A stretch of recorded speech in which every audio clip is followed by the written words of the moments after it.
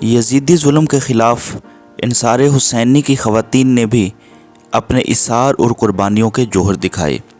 اللہ تعالیٰ نے عورت کو عزت و احترام کا وہ بلند مقام بخشا جو اس کی اصل اور فطرت کے عین مطابق ہے۔ عورت وہ افضل و برتر وجود ہے جو خود اور پورے معاشرے کو سعادت اور نیک نامی کے ساتھ عظمت و نیک بختی کی سعادت کے راستے پر گامزن کر سکتی ہے۔ یہ عورت ہی ہے جس نے کربلا میں حضرت امام حسین کے ساتھ مل کر چراغ انسانیت کو تا قیامت روشن کر دیا۔ تاریخ اسلام کا اہم، منفرد اور بے مثل واقعہ جس نے انسانیت کو حقیقت اسلام سے روشناس کرایا اور تاریخ اسلام کو حیات ابدی کا جامہ پہنایا، وہ نواسہ رسول صلی اللہ علیہ وآلہ وسلم حضرت امام حسین رضی اللہ تعالیٰ عنہ کا قیام ہے۔ یہ قیام مرد و زن دونوں کی فداکاریوں اور جان نثاریوں پر مشتمل ہے، جو انسانیت کے لیے نمونہ عمل اور مشعل راہ ہیں۔ واقعہ کربلا صبر، استقامت، شجاعت، پرہیزگاری، عقیدہ، اخلاق اور طرز زندگی کے ابواب پر مشتمل ہے۔ اس واقعہ میں خواتین اور مرد، چھوٹے اور بڑے سب شامل ہیں اور ہر ایک کا اپنا ایک الگ کردار ہے۔ در حقیقت کربلا میں کام آنے والے بہادر اپنی ماؤں کے لیے ایک انمول سرمایہ تھے۔ کربلا کے واقعہ کو ابدی حیات بخشنے میں حضرت زینب رضی اللہ تعالیٰ عنہا، حضرت ام کلثوم رضی اللہ تعالیٰ عنہا، حضرت سکینہ، اسیران اہل بیت اور کربلا کے دیگر شہداء کی بیویوں اور ماؤں کا اہم کردار رہا ہے۔ کسی تحریک کا پیغام لوگوں تک پہنچانا بہت زیادہ اہمیت کا حامل ہے۔ کربلا کی تحریک کا پیغام کربلا کی اسیر خواتین نے عوام تک پہنچایا ہے۔ جناب زینب رضی اللہ تعالیٰ عنہا کے بے نظیر کردار اور قربانیوں سے تاریخ کربلا کامل نظر آتی ہے۔ حضرت زینب نے روز عاشوراء میں ہی نہیں بلکہ امام حسین کی شہادت کے بعد مختلف مقامات پر اپنا کردار ادا کر کے یہ ثابت کیا ہے کہ کسی بھی تحریک کو مستحکم بنانے کے لیے خواتین کا کردار اہم ہوتا ہے۔ کربلا کے واقعہ کے بعد عورتوں میں وہ جرت پیدا ہو گئی اور دنیا میں ہونے والی تمام تحریکوں میں خواتین کا اہم کردار نظر آیا ہے۔ کربلا کا واقعہ حضرت زینب کے بغیر نامکمل ہے۔ حضرت زینب رضی اللہ تعالیٰ عنہا کے علاوہ اور بھی خواتین کربلا کے میدان میں اپنا کردار ادا کرتی نظر آتی ہیں۔ ان میں حضرت ام کلثوم رضی اللہ تعالیٰ عنہا، حضرت رقیہ بنت حسین رضی اللہ تعالیٰ عنہا، حضرت سکینہ بنت حسین رضی اللہ تعالیٰ عنہا، حضرت فضہ، جناب رباب، جناب رملہ، جناب ام لیلہ، جناب ام وہب، جناب بحریہ بنت مسعود، جناب خزرجیہ، جناب ہانیہ اور حضرت وہب کی منقوحہ وغیرہ قابل ذکر ہیں۔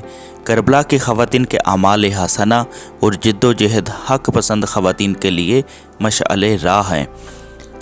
عاشوراء کربلا کے سرزمین پر ہونے والے واقعہ کا نام نہیں ہے بلکہ ایک تحریک اور مقصد کا نام ہے، کیونکہ امام حسین رضی اللہ تعالیٰ عنہ کی اس عظیم تحریک کا آغاز 28 رجب المرجب 60 ہجری سے شروع ہوا اور یہ تحریک عصر عاشور پر ختم نہیں ہوئی بلکہ ام المصائب حضرت زینب رضی اللہ تعالیٰ عنہا اور امام زین العابدین رضی اللہ تعالیٰ عنہ کی سربراہی میں کوفہ اور شام کے فاسق، جابر اور ظالم حکمرانوں کے درباروں تک پہنچنے کے ساتھ اس انقلاب کی آواز مشرق و مغرب اور عرب و عجم میں بھی سنائی دی۔ حضرت زینب رضی اللہ تعالیٰ عنہ کے خطبات سے کربلا کی تحریک کو قیامت تک اسی احساس کے ساتھ یاد رکھا جائے گا جیسے وہ صدیوں کی بات نہیں بلکہ کل ہی کا واقعہ ہے۔ حضرت امام حسین رضی اللہ تعالیٰ عنہ کی شہادت کے بعد حضرت زینب نے چند اہم ذمہ داریوں کو بہت احسن طریقے سے کامیابی کے ساتھ نبھایا، جن میں سب سے بڑی ذمہ داری امام زین العابدین کی دیکھ بھال اور دشمن سے ان کی حفاظت، دوسری ذمہ داری شہداء کی خواتین اور بچوں کی حفاظت، تیسری اور اہم ذمہ داری امام حسین رضی اللہ تعالیٰ عنہ کی تحریک کو زندہ رکھنا اور کربلا کے پیغام کو دنیا کے ہر گوشے تک پہنچانا تھا۔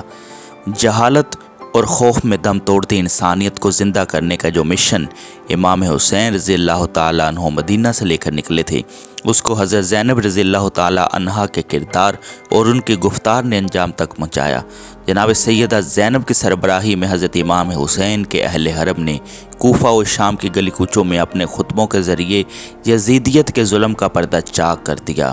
کربلا میں حضرت امام حسین رضی اللہ تعالیٰ عنہ کے ساتھیوں کو ان کی ماؤں، बीवियों और बेटियों ने हिम्मत और हौसला देते हुए कहा, तुम्हारे होते हुए दुश्मन हज़रत इमाम हुसैन को कोई नुकसान न पहुंचा दे, वरना रोज़े महशर दुख्तर रसूल हज़रत ज़हरा रज़ी अल्लाह ताला अन्हा को क्या मुँह दिखाएंगे। मैदान करबला में यजीदी जुल्म के ख़िलाफ़ ना सिर्फ ये कि ख़ानदान रिसालत ने कुर्बानियाँ पेश की, बल्कि इस घराने की कनीज़ों और इंसार हुसैनी के ख़वातीन ने भी अपने इसार और कुर्बानियों के जौहर दिखाए।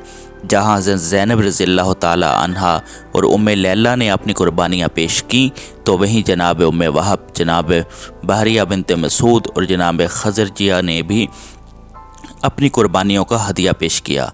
अगर ये कहा जाए तो गलत ना होगा कि ये अजीम ख़वातीन ना सिर्फ अपनी नस्लों की तरबियत करने में बाकमाल थीं, बल्कि मैदान अमल में भी इनकी कोई मिसाल न मिलती थी। ख़वातीन ने वाक़या करबला को बेनज़ीर बनाने में अहम किरदार अदा किया है, जिसकी मिसाल आज तक तारीख़ बयान करने से कासिर है। करबला की औरतों का किरदार हर ज़माने में ख़वातीन के लिए मशअले राह है। उम्मीद करता हूँ कि आपको यह वीडियो ज़रूर पसंद आई होगी और आप इसे अपने दोस्तों के साथ भी ज़रूर शेयर करेंगे। अल्लाह पाक मेरा और आप सबका हामी और नासिर हो। अल्लाह हाफिज़।